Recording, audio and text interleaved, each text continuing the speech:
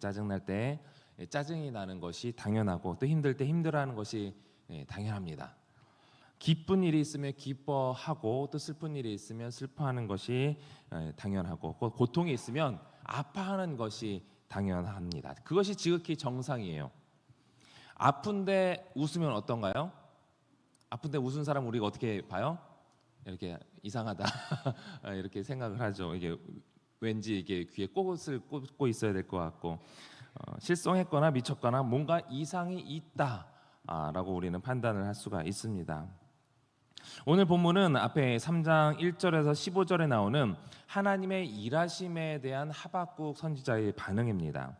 앞에서 하박국 선지자는 장차 공의의 하나님께서 이 땅에 악인들을 하나님의 강력한 군대를 이끌고 와서 그들을 과감하게 처벌하실 것이다. 그 기초를 바닥까지 드러낼 정도로 원수를 철저히 파괴하시고 주의 백성들을 구원하실 것이다 라는 주의 약속을 확인했습니다.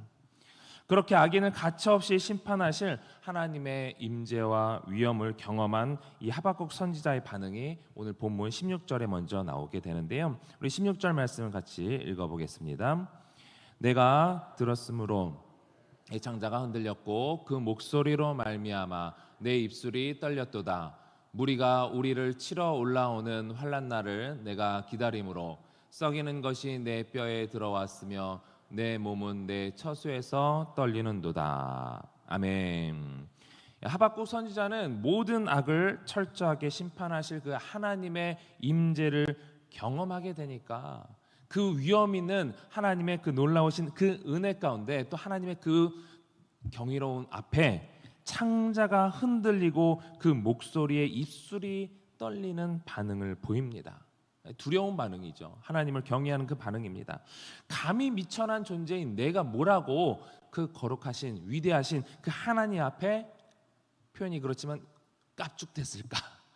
내가 어떻게 감히 하나님 앞에 이렇게 내가 뭐라고 하나님 어떻게 그럴 수 있습니까? 이렇게 따지고 들었을까? 이런 여러 감정이 이 하박국 선지자에게는 오갔을 거예요. 나는 이런 하나님이다. 하나님께서 그렇게 보이셨을 때에 감히 내가 뭐라고 이런 반응을 보이는 거죠. 동시에 하박국은 바벨론 무리가 이스라엘 치러 올라오는 그 환난 날에 대한 환상을 그 말씀을 통해서 봤습니다. 직접 이제 본 거예요. 어떻게 하나님께서 이 땅을 통치하시고 또 악인들을 심판하시고 그 가운데 또 그 악인들 그 전에 하나님께서 그 악인을 통해서 어떻게 이스라엘을 멸망시키실지 하박국 선지자는 그것을 환상으로 본 것입니다. 그런데 그것은 이미 하나님께서 그렇게 하시겠다라고 정하신 거예요. 그런 하나님의 위엄을 경험했으니까 하나님 왜 그럴 수 있습니까? 라고 이제는 더 이상 따질 수 없는 거죠. 하나님께서 정하신 것을 이 선지자는 그냥 그렇게 하십시오. 알겠습니다. 그리고 그 하나님의 공의로운 심판 가운데 우리가 긍휼을 구하기를 우리가 긍휼의 은혜를 얻기를 바랍니다. 그것을 기도하면서 하박국 선지자는 기다릴 뿐인 것입니다. 그런데 환상을 봤잖아요. 자기 민족이 어떻게 철저하게 이 악인에 의해서 멸망당할지 환상을 통해서 봤잖아요. 그것을 경험한 하박국 입장에서는 고통스러운 겁니다. 자기 민족이 이렇게 심판당할 것을 보니까 고통스러운 거예요. 어려운 일이 이 고통스러운 일이 있다라는 것을 모르면 차라리 괜찮습니다. 그런데 그것을 알고 있는 입장에서는 뻔히 어떤 결과가 올지를 아는 입장에서는 그것이 너무나 힘든 것이죠. 주사를 처음 맞는 아이의 심정을 여러분 아십니까? 어렸을 때 처음 병원에 갔을 때는 아이는 해맑게 갑니다. 이곳이 어떤 곳인지 모르고 주사바늘이 뭔지도 모르죠. 이게 따가운 건지 안 따가운 건지 모르니까 그냥 이렇게 멀뚱멀뚱 볼 거예요. 그냥 좀 두려운 아이가 이런 분위기가 좀 공포스럽다라고 한다면 그때는 울 수는 있지만 이 주사바늘이 무서운지 안 무서운지 이 애는 몰라요. 그러다가 어느 순간 갑자기 자기 살을 팍 파고 들어오는 그 주사바늘로 인해서 고통스러움을 경험한 아이는 자지러지게 울죠. 그 다음에 또 아프면 안 되는데 아파서 병원에 갔을 때는 이 아이의 반응이 어떻습니까? 병원을 들어서자마자 자지러지게 울어요. 그 공포를 아는 거죠. 주사 바늘이 보이지도 않고 간호사가 보이지도 않고 단순히 의사는 진찰하고 그럴 뿐인데도 이미 아이는 그 주사 바늘의 공포가 있는 거예요. 모르는 아이는 모릅니다. 근데 그 공포를 아는 입장에서는 그게 공포스러운 거예요. 하박국 선지자는 이보다 더한 민족이 처절하게 멸망당할 것을 환상을 통해서 보았기 때문에 어떻게 전쟁의 그 뉴스에서 전쟁의 상황을 여러분 이렇게 보시지 않습니까? 우크라이나 전쟁을 보면은 또 팔레스타인 그 이스라엘 지역의 이제 전쟁 상황을 보면은 미사일이 날라오고 그것으로 인해서 건물이 완전히 붕괴가 되고 그곳에 처절히 널브러져 있는 그 시체들을 보면은 그보다 더한 상황을 이 하박국 선지자는 환상을 통해서 보게 된 거죠. 사실 저희 입장에서는 이제 뭐 과거에 6.25를 경험하신 분이라면 모르겠지만 우리의 입장에서는 제3자의 일이에요. 아, 다른 나라이구나. 안타깝지만 또 때로는 여러 가지 이름으로 그 또 관련된 사람이 있다라고 하면 우리가 슬플 수 있겠지만 제3자의 일이기 때문에 우리는 아, 그냥 그런가 보다. 이런 반응을 보일 수밖에 없어요. 그런데 만약에 그것이 우리나라에 임했다라고 한다면 여러분 어떤 반응을 보이시겠습니까? 그 지역에 내가 나와 친했던 우리 친척이 우리 가족이 거기에 있다라는 것을 알게 되면 여러분 어떤 반응을 보이시겠습니까? 아마 두려울 거예요. 그것이 또 계속해서 나를 향해서 엄습해 온다는 것을 알 때에 우리는 이 하박국의 반응처럼 썩이는 것이 내 뼈에 들어왔으면 내 몸은 내 처소에서 떨리는도다. 이런 반응을 보일 수밖에 없는 것입니다. 그러나 이스라엘이 바벨론의 공격을 받게 되는 것은 궁극적으로 바벨론이 심판받게 될 하나님의 공의가 실현되는 과정 중에 하나일 뿐이라는 것을 하박국 선지자는 잘 알고 있습니다.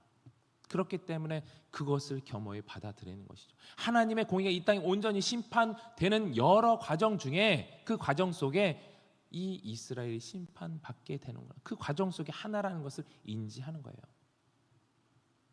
비유하자면 아까 말씀드렸던 그 비유 중에 주사 자체가 어린아이 때 주사 자체가 두려워서 맞는 것이 두려워서 거부를 하지만 크면 어떻게 됩니까? 주사를 왜 맞는지 알아요. 그냥 어렸을 때는 아이였을 때는 왜 날 고통스럽게 왜 날 따갑게 해? 아프잖아. 요거였다면 크면서는 아프지만 내가 이걸 맞아야 빨리 낫지. 빨리 낫지. 내가 이 아픔에서 병에서 나으려면 이 주사를 맞아야지 하는 심정, 그나마 비유하자면 그렇습니다. 하박국이 볼 때 지금 이스라엘은 멸망 직전입니다. 그런데 바벨론의 공격이 시작되면 이스라엘은 어떻게 될지 17절에 묘사를 하고 있는 겁니다. 17절 말씀 시작. 비록 무화과 나무가 무성하지 못하며 포도나무에 열매가 없으며 감람나무에 소출이 없으며 먹을 것이 없으며 우리의 양이 없으며 외양간에 소가 없을지라도. 아멘. 요 구절은 여러분들이 찬양 가사를 통해서 잘 알 겁니다. 무화과 나뭇잎이 막 우리가 즐겁게 부르잖아요. 근데 이건 단순하게 그냥 무화과 나무가 무성하지 못하구나, 포도나무에 열매가 없구나, 감람나무에 소출이 없구나, 외양간에 소가 없구나, 단순히 그게 아닙니다. 침략자들이 모든 것을 쓸어가 버리면 모든 것이 피폐해지고 아무것도 남지 않게 될 상황이에요. 단순히 그냥 없구나 이게 아니라 전쟁 상황, 전쟁의 폭격을 맞아가지고 완전 황폐화된 그것을 생각하시면 됩니다. 경제적으로 보면은 점층적으로 위기가 이제 심화되는 것인데 무화과라는 것은 이제 그 지역에서 사치품이라고 해요. 그러니까 없어도 되는 거예요. 없어도 되는 그 무화과 없으면 그래도 우리가 살만하지. 그런데 점점 갈수록 포도, 감람, 밭의 식물, 양과 소의 순서로 점차 필수적인 거 다 없어졌다는 거예요. 살아가는데 필요한 모든 것들이 다 없어졌다는 겁니다. 그것을 바라보는 하박국 입장에서는 절망을 표현하는 것이 당연합니다. 고통스러워하는 것이 당연한 반응이에요. 비록 이러한 것들이 없을지라도 라고 하면서 그런데 하박국 선지자는 이렇게 고백을 한 것이죠. 18절입니다. 18절 시작. 로 말미암아 즐거워하며 나의 구원의 하나님으로 말미암아 기뻐하리로다. 아멘.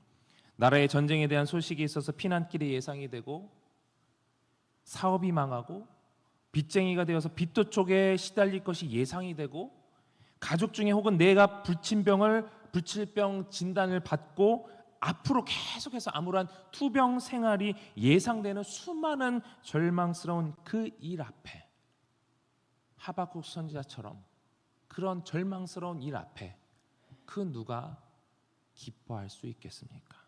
그 누가 하나님을 찬양할 수 있겠습니까? 앞에서 말씀드린 것처럼 기쁜 일이 생기면 기뻐하고 슬픈 일이 생기면 슬퍼하고 또 고통이 있으면 아파하고 힘든 일이 있으면 힘들어하는 것이 지극히 정상입니다. 그런데 그렇지 않으면 우리가 비정상이라고 볼 수 있는데 그 비정상적인 반응을 하박국 선지자는 보이는 거예요. 17절 18절 말씀은 히브리어의 원문의 그 극과 극의 그 반응이 그 표현이 잘 표현되어 있지 않습니다. 아까도 말씀드렸지만 17절은 우리가 단순하게 그냥 없다 이 표현이 아니라고 말씀드렸죠.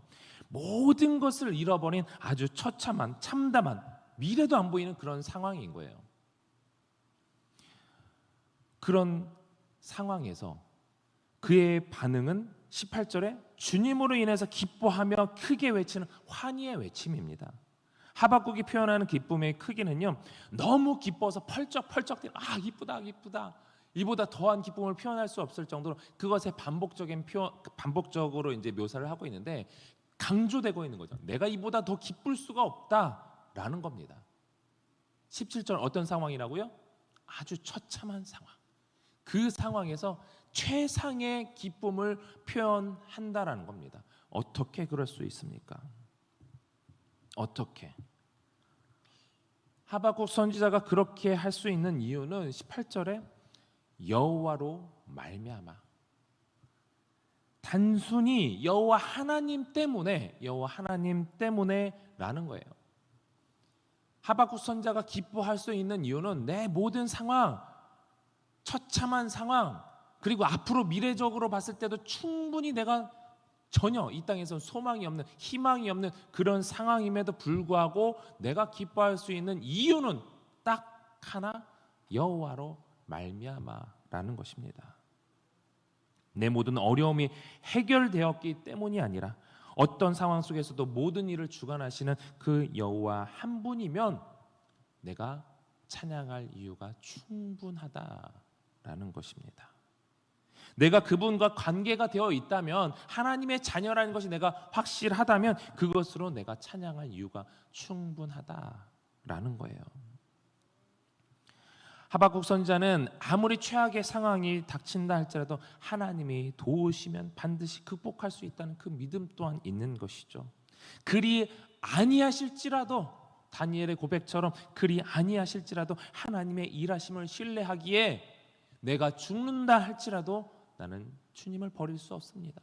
주님은 나의 찬양의 대상입니다. 그런 하나님과의 깊은 관계를 누릴 수 있는 즐거움이 이 하박국 선지자에게 있게 된 것입니다. 이전에는 구름 뒤에 태양을 보지 못했어요. 그래서 구름으로 인해서 계속해서 왜 이런 날 이렇게 우중충해 힘들어 이랬다면, 이제는 구름 뒤에 있는 태양의 존재를 인식한 거죠. 내 눈앞에 있는 상황으로 이전에는 하나님을 바라보지 못했지만 이제는 그 상황을 뛰어넘어서 그 모든 것을 주관하시는 그 하나님을 바라보게 된 것입니다. 그것이 지금 하박국이 찬양할 수 있게 만든 원동력인 것이죠. 하박국 선지자는 하나님의 그 영광스러운 광채를 경험하고 그 영광에 압도되어서 겸손해졌습니다. 그리고 그 영광에 압도되어 두려워 떨며 하나님을 예배하는 그 은혜를 맛보게 되었습니다. 하나님은 모든 것을 아시며 모든 것 위에 계십니다. 믿으십니까? 아멘. 이 믿음 없이는 우리가 하나님을 찬양한다는 것이 있을 수가 없어요. 이 믿음 없이는 우리가 찬양한다 했을 때 과연 찬양은 어떤 찬양일까? 한번 생각을 해봐야 돼요. 나를 위해서, 나의 만족을 위해서 부르는 찬양인가? 찬양은 그게 아니에요. 찬양은 오로지 하나님 존재 그 자체를 인정하고 하나님으로 인해서 그 하나님을 기뻐하고 하나님을 높이는 게 찬양이죠. 나의 만족을 위해서 부르는 게 찬양이 아닙니다. 아무리 어려운 일을 당한다 할지라도 우리가 하나님을 향한 그 신앙을 포기하지 않는다면 우리는 모든 것을 이길 수 있음을 믿으시기 바랍니다. 고통 속에서도 하나님을 신뢰하며 찬양할 수 있다면 그 사람은 이러한 믿음이 있는 것이죠. 찬양은 우리의 도구가 아닙니다. 찬양은 우리의 목표가 돼야 돼요. 찬양만을 위해서 우리가 살아가야 한다는 것입니다. 우리는 찬양하기 위해 살며 찬양할 때에 살 수 있음을 믿으시기 바랍니다. 그래서 여러분들이 잘 아시는 말씀이죠. 이사야 43장 21절 말씀입니다. 시작. 이 백성은 내가 나를 위하여 지었나니 나를 찬송하게 하려 함이니라. 아멘. 우리가 지음받은 목적은요, 하나님을 찬양하는 거예요. 근데 그 찬양을 어떤 때 언제 할 수가 있느냐? 그 하나님이 어떤 분이신지를 알 때에, 그 하나님이 어떤 분이신지 제대로 알 때에 우리는 그 여호와로 말미암아 찬양을 할 수 있는 것입니다. 이 말씀의 의미가 무엇인지 다시 한번 생각하면서 하박국의 마지막 찬양의 구절을 읽어보겠습니다. 19절입니다. 시작. 주 여호와는 나의 힘이시라. 나의 발을 사슴과 같게 하사 나로 나의 높은 곳에 다니게 하시리로다. 이 노래는 지휘하는 사람을 위하여 내 수금에 맞춘 것이니라. 아멘. 주 여호와는 나의 힘이시라. 아멘. 아멘.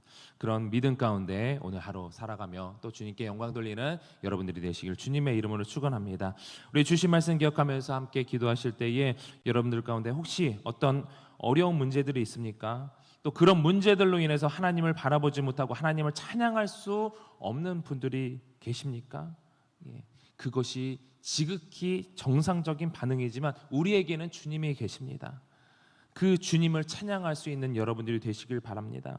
찬양은 우리의 어려움을 극복할 수 있는 도구가 아니라 하나님 한 분만으로 여호와로 말미암아 우리의 찬양이 이루어져야 됨을 믿으시기 바라면 그것이 우리의 찬양의 유효가 되고 목표가 되어야 함을 깨달으면서 이 시간 그분의 영광 가운데 임하기를 기도하시고 또 그 영광 가운데 우리 가운데 일하시는 주님을 신뢰할 수 있는 믿음 허락하여 달라고 또 다음 세대 부흥을 위해서 기도하시고 특히 청년부 여름 캠프가 어제부터 진행 중입니다. 영육간의 강건함을 붙잡아 주시고 또 은혜의 시간 될 수 있도록 안전을 위해서 또 기도해 주시고 또 수능이 90일 남았습니다. 수험생들에게 지혜와 명철과 또 평강을 허락하여 달라고 또 둔촌동 시대가 활짝 열릴 수 있도록 또 각자의 기도 제목을 놓고 우리 주님 3번 간절히 부르고 동성으로 기도하겠습니다.